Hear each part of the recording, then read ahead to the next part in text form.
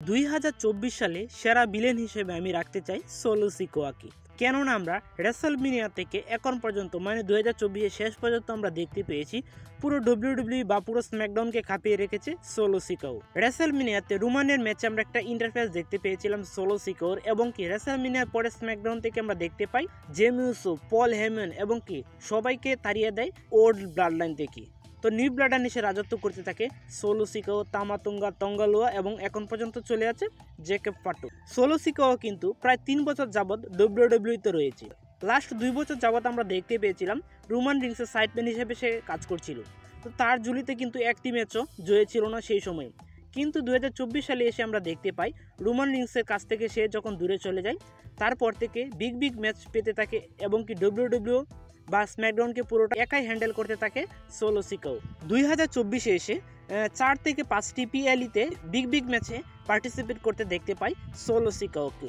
Bad Blood, Survivor Series, Money in the Bank এবং কি সামারস্ল্যামে আমরা দেখতে পাই সোলো সিকোর ম্যাচ।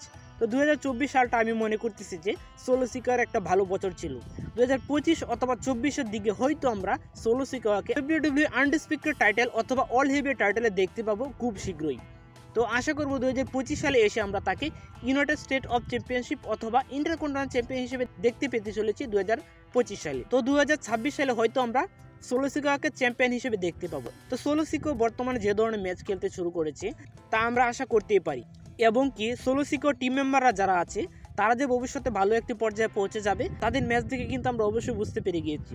তো আমার মতে 2024 সালে যে সকল ম্যাচ হয়ে গিয়েছে এবং যারা রেসলিং এর সাথে যুক্ত ছিল সবার থেকে একটু আলাদা ছিল সোলো সিকো। সে কিন্তু আসার পর থেকে একটি হিল ক্যারেক্টার প্লে করছিল, এখন পর্যন্ত সে হিলে আছে। তো আমার মনে হচ্ছে হিল থেকে বা সুপার হিলে রূপান্তর নিয়েছে সোলো সিকো।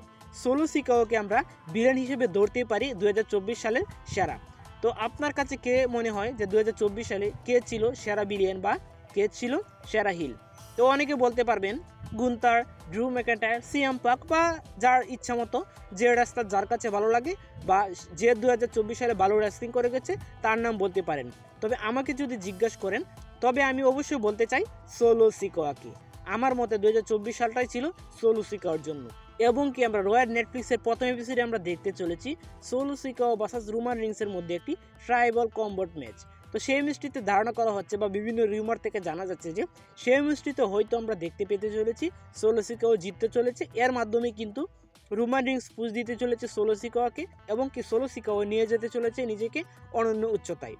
তো এই ম্যাচটির মাধ্যমে হয়তো দ্য রকের রিটার্ন হতে পারে এবং সেখান থেকে দ্য রকের সাথে রোমানের একটা গল্প শুরু হয়ে যেতে পারে। তো দেখা যাক কি হয়। তবে সেটা সম্পূর্ণভাবে আপনারা ধরে নিতে পারেন যে রোমান রিংস ভার্সেস সোলো সিকোর নেটফ্লিক্সের ফার্স্ট ম্যাচটিতে কিন্তু সোলো সিকো জয়লাভ করতে চলেছে। তো 2024 সালে সেরা ভিলেন কে ছিল কমেন্টে জানিয়ে যাবেন অবশ্যই আপনার সম্পূর্ণ মতামত। তো আজকের ভিডিও এই পর্যন্তই। আমাদের চ্যানেলে নতুন হয়ে থাকলে অবশ্যই লাইক, কমেন্ট এবং সাবস্ক্রাইব করে পাশে থাকবেন। ধন্যবাদ সবাইকে।